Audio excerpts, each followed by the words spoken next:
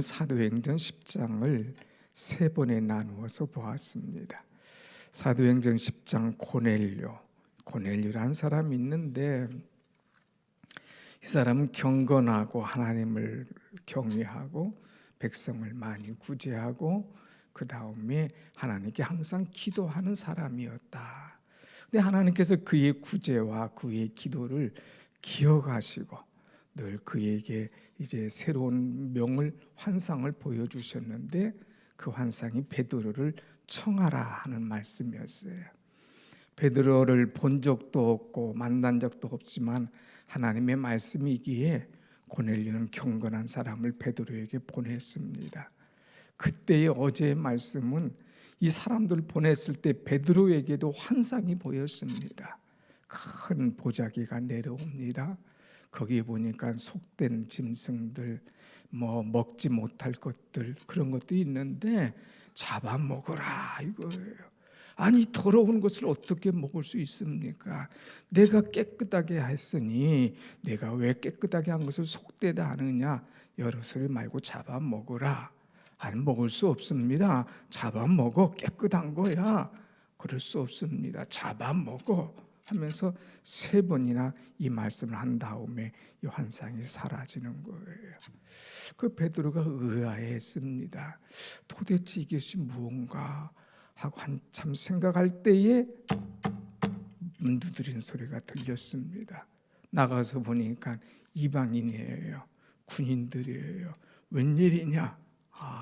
우리 주인 고넬료가 당신에게 보냈습니다. 당신을 초청해서 집에 모시고 오라고 했습니다. 아하, 내가 볼 때는 이것들이 이방인들이고 속되다. 이들은 도저히 은혜 받을 수 없는 사람, 구원받을 수 없는 사람, 성령 받을 수 없는 사람이란 편견을 가지고 있었는데, 하나님께서 나의 편견을 깨트리셨구나 하고 이제 그들을 받아들입니다. 그리고 그들과 함께 이제 하룻밤을 자고 나서 그 다음에 고넬료의 집에 가는 것이 어제까지의 말씀이에요. 자, 오늘 말씀 보겠습니다. 24절 다 같이 봅니다. 시작. 이튿날 가이사랴에 들어가니 고넬료가 그의 친척과 가까운 친구들을 모아 기다리더니 그랬어요. 종들을 고넬료가 베드로를 초청하도록 보냈지 않습니까? 그리고 이제 베드로가 올 때에 그냥 고넬료가 있은 것이 아니라 가까운 친구들, 그의 친척들을 모아서 기다렸더니 그랬어요. 하나님께서 어마어마한 총을 우리 집에 초청하시겠는데 우리가 그 하나님의 말씀을 들어야 되지 않겠느냐 해서 그의 친척, 그의 가까운 친구들을 다 모아서 기다렸다고 하는 것입니다. 이것은 뭐냐? 이 고넬료의 선한 영향력이에요. 고넬료는 그가 경건했다고 그랬지 않습니까? 온 집안과 더불어서 하나님을 경외했다고 하지 않습니까? 혼자 잘 믿은 사람이 아니에요. 온 식구들, 거기에 있는 부하들, 친구들, 그를 아는 사람들이 그의 경건함과 하나님을 경외함과 구제함과 항상 기도하는 모습을 보고 다 그 속에, 은혜 속에 들어온 사람들이에요. 얘들아, 친구들아, 친척들아, 오늘 우리 집에 귀한 주의 종이 오셔 함께 은혜 받자고 그들을 다 모아서 은혜의 자리에 초청했다고 하는 것입니다. 여러분, 얼마나 귀한 거예요. 그래서 그들을 다 모아서 기다리더니 그랬어요. 그 다음 절에 보십시다. 어떤 말씀이 있나? 다 같이 시작. 마침 베드로가 들어올 때에 고넬료가 맞아 발 앞에 엎드려 절하니 그랬어요. 이제 베드로가 집에 들어옵니다. 이럴 때에 어떻게 베드로를 맞이했느냐? 고넬료가 베드로 앞에 이제 엎드려 절하니, 절을 한 거예요. 여러분, 우리 상식으로는 이해할 수 없는 말입니다. 고넬료 그 당시에 백부장, 어마어마한 군사를 가지고 있고 사람들 앞에 폼나게 살아가는 사람인데, 또 이 유대인들, 이스라엘들을 다스리는 그런 사람들인데, 오히려 이 백부장이 일어나서 절을 하더라? 이거는 있을 수 없는 일입니다. 근데 이 백부장, 이 고넬료는 겸손한 사람이에요. 주의 종이 오시는 것을 그냥 맞아들일 수 없어서 그가 일어나서 절을 하는 거예요. 그가 절을 했다는 것은 다른 사람 모두가 다 그것을 보고 깜짝 놀라더라. 이 베드로를 맞이하는 그의 자세, 그것이 얼마나 겸손한가, 사람들에게 주의 종을 맞는 자세가 어떤가 하는 것을 우리에게 보여주고 있습니다. 그 다음에 더 놀라운 것은 이제 말하기를 33절에 뭐라고 그럽니까? 33절 시작. 내가 곧 당신에게 사람을 보내었는데 오셨으니 잘하였나이다. 이제 우리는 주께서 당신에게 명하신 모든 것을 듣고자 하여 다 하나님 앞에 있나이다. 이제 왜 나를 여기 오라고 했느냐? 그럴 때 여차여차해서 환상 중에 당신을 청하게 해서 이렇게 모시게 되었습니다. 잘 오셨습니다. 그 다음에 이제 우리는 주님께서 당신에게 명하신 모든 것을 듣고자 하여 하나님 앞에 있나이다 하는 자세예요. 신앙의 자세가 얼마나 아름답습니까? 하나님께서 당신에게 명하신 모든 말씀을 우리가 다 듣고자 하여 그랬어요. 이 하나님의 종을 통하여 주신 말씀은 사람의 말이 아니다 이거예요. 인간적인 생각이 아니다 이거예요. 이것은 하나님께서 주시는 말씀이다 이거예요. 그래서 우리는 이 말씀을 다 듣고자 하여 지금 여기에 모였습니다 하는 것이죠. 사랑하는 여러분, 설교를 들을 때마다 하나님의 말씀을 그대로 순수하게 다 들을 수 있는 은혜가 여러분 속에 있기를 축원합니다. 아멘. 오늘 말씀을 들으러 올 때에, 주일 예배를 들으러 올 때에 하나님께서 오늘 나에게 무엇이라고 말씀하실까? 오늘 내가 기도 제목을 가지고 나왔는데, 오늘 내가 소원을 가지고 나왔는데, 오늘 내가 하나님 앞에 응답을 소원하며 나왔는데, 하나님 말씀하옵소서. 주의 종을 통하여 주시는 말씀을 그대로 제가 받겠나이다. 하나님의 말씀으로 응답으로 받겠나이다. 소원하며 나오는 그런 마음이 얼마나 중요한지 몰라요. 가끔 가다 보면 성도들 얘기합니다. 목사님 어떻게 우리 가정을 그렇게 잘 알아요? 어떻게 그렇게 제 속사정을 잘 알아요? 저 기도 제목 가지고 나오기만 하면 설교를 통해서 그 말씀이 다 응답받았습니다 하는 얘기가 있어요. 제가 뭐 잘합니까? 용합니까? 아니에요. 그만큼 사모하고 나오니까 말씀 속에 모든 해답이 다 들어가는 줄로 믿습니다. 아멘. 그래서 주의 종이 하는 말씀을 모든 것을 내가 다 그대로 듣겠습니다. 아니 왜 저 사람이 이 말씀은 김 집사가 들어야 되는데 이 말씀은 이 사람이 들어야 되는데 자꾸 다른 사람에게 던지는 게 아니라 내가 들으려고 하는 거예요. 그러면서 그 다음 절에 뭐라고 합니까? 다 하나님 앞에 있나이다. 내가 지금 베드로 앞에 있는 게 아니라 하나님 앞에 있다 이거예요. 하나님께서 주의 종을 통하여서 말씀하시는 것을 다 듣기 위하여서 하나님 앞에 내가 있나이다 하는 이런 마음의 자세를 그대로 보입니다.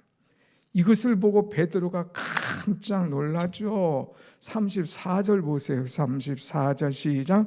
베드로가 입을 열어 말하되 내가 참으로 하나님은 사람의 외모를 보지 아니하시고 그랬어요.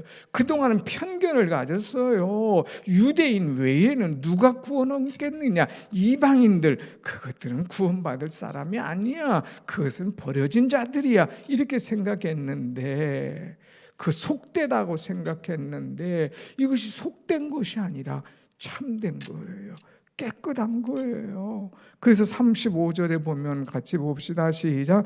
각 나라 중 하나님을 경외하며 의를 행하는 사람은 다 받으시는 줄 깨달았도다. 아멘. 우리 유대인만이 아니라 우리만이 아니라 각 나라 사람 중에서 하나님을 경외하며 의를 행하는 사람, 그런 사람 하나님께서 다 받으시는구나 하는 것을 내가 깨달았도다 하고 바울이 고백하는 거예요.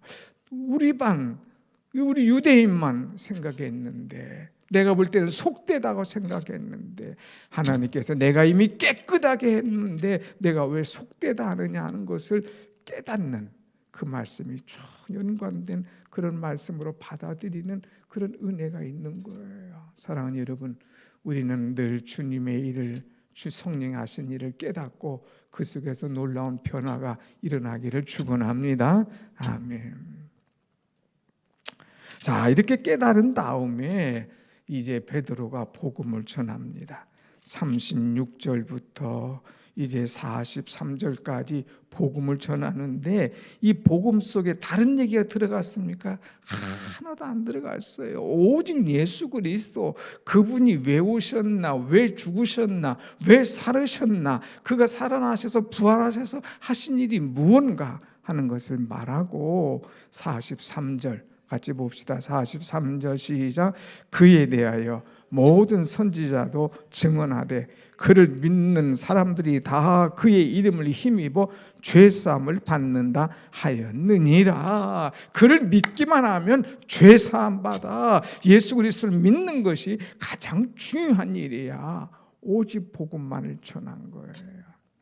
여러분, 기회가 있으면 복음을 전할 수 있는 사람, 순수하게 복음 전할 수 있는 이 순수한 복음 속에 역사가 일어나는 거예요.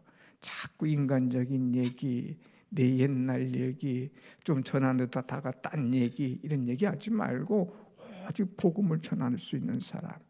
이렇게 복음을 전할 때에 어떤 일이 일어나느냐. 44절 같이 봅시다. 44절 시작.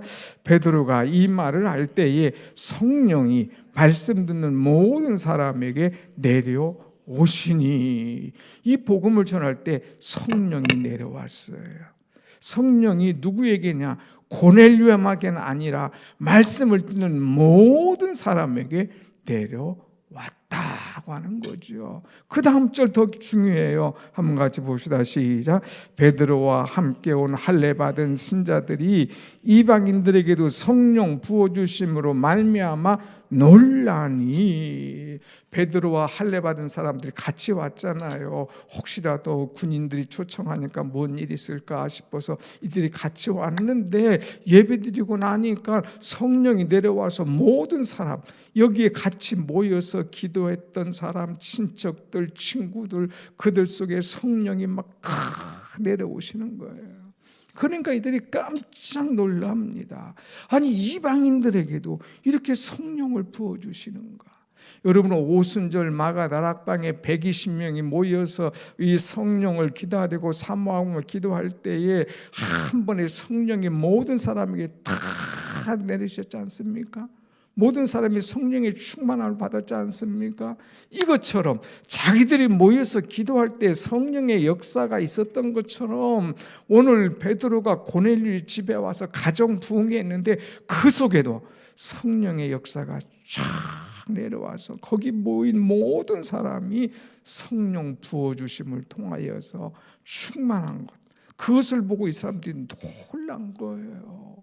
성령은 우리에게만, 우리 유대인에게만, 우리 특별한 사람에게만 주는 줄 알았더니 사모하는 사람, 하나님 앞에 서는 사람, 말씀을 받기를 원하는 사람, 이방인들에게도 그대로 성령을 부어주시는구나 하고 이들이 놀랐어요. 얼마나 기뻤겠어요. 오늘 찬송한 대로 주의 말씀 받은 그날 하면서 막 기쁘고 기쁜 날, 얼마나 기쁘겠어요. 막 성령이 충만하니까. 그래서 47절 이에 베드로가 이르되 이 사람들이 우리와 같이 성령을 받았으니 누가 능히 물로 세례 베품을 그 말이요. 이들도 성령 받았어요. 그런데 이들은 아직 세례를 안 받았거든요. 야, 물 가져와. 그래서 세례를 베풀자 해가지고 예수 그리스도의 이름으로 그들에게 세례를 베풀고 은혜의 역사가 일어나는 거예요. 그러니까 고넬료가 너무 좋아서 너무 감사해서 나는 하나님을 알았지만 이제 하나님을 알지 못한 사람, 세례받지 못한 사람, 이 사람들에게 세례를 베푸니 이것보다 더 좋은 잔칫날이 어딨냐 이거예요. 그래서 이 베드로를 며칠 더 가지 마십시오. 이 은혜를 좀 더 주십시오. 우리 집에 계십시오 하면서 그를 더 머물기를 초청하면서 같이 은혜의 세월을 시간들을 보냈다고 하는 것입니다. 사랑하는 여러분, 이 부흥 얼마나 역사가 일어나는가. 제가 시작할 때 그랬어요. 이제 수요일날 시작할 때에 그동안 사도행전 1장부터 9장 보면 막 성령의 역사가 번뜩번뜩하고 막 드라마틱하게 일어나고 막 그냥 죽고 살아나고 뭐 희한한 역사가 일어나고 이것만이 다냐? 그럼 우리는 뭐냐? 아니다 이거예요. 가정 안에서도 내가 신실하게 주님을 믿고 기도하고 은혜를 사모하면 우리 가정에도 조용한 데 속에도 성령의 역사가 물밀듯이 내려온다는 말씀을 드렸는데, 이 고넬료 한 사람을 통하여 조용하게 믿는 것 같지만 주의 종을 또 초청해서 말씀 듣는 순간 성령의 역사가 불바다가 이루어지는 그 은혜를 보았습니다. 사랑하는 여러분, 가정의 날, 여러분의 가정에 이런 성령의 역사가, 은혜 역사가 이루어지는 그런 축복이 임하기를 간절히 원합니다. 아멘. 성령의 역사가 일어나면 다음에 뭐가 있냐? 간증이 일어나는 거예요. 간증. 11장에 보면은 이제 베드로가 예루살렘에 올라갔어요. 사람들이 벌써 다 듣습니다. 너 유부도 어디 갔다 왔니? 너 이방인 집에 갔지? 너 고넬료라고 하는 그 장교의 집에 갔지? 너 이 유대인이 이방인의 집에 가서 그런 일이 있을 수가 있느냐? 하면서 막 핀잔합니다. 그럴 때 베드로가 여러분 그렇지 않습니다. 이 고넬료는 이런 사람인데 이런 환상을 보고 나도 이런 환상을 보고 오락에서 갔는데 충만합니다. 요한은 물로 세례를 베풀었으나 성령으로 이제 얼마 못 가서 우리에게 세례를 베푼다는 말이, 내가 이 말이 깨달았습니다. 우리가 예수 그리스도를 믿을 때 주시는 것 같은 선물 그들에게도 주셨음을 내가 알았습니다 하고, 성령을 하나님께서 유대인뿐만 아니라 이방인에게도 선물로 주셨다는 것을 간증하는 것이 11장에 나옵니다. 여러분, 은혜가 있으면 간증이 있는 거예요. 여러분, 성령을 받으면 간증은 저절로 나오는 거예요. 성령이 충만할 때에 사람을 두려워하지 않고 담대하게 복음을 전하고 간증하는 은혜의 역사가 있는데, 오늘 고넬료와 같은 그런 가정과 같은 베드로와 같은 은혜의 역사, 성령의 역사가 여러분 심령에, 여러분 가정에 날마다 흘러넘치기를 간절히 축원합니다. 아멘. 기도하십시다.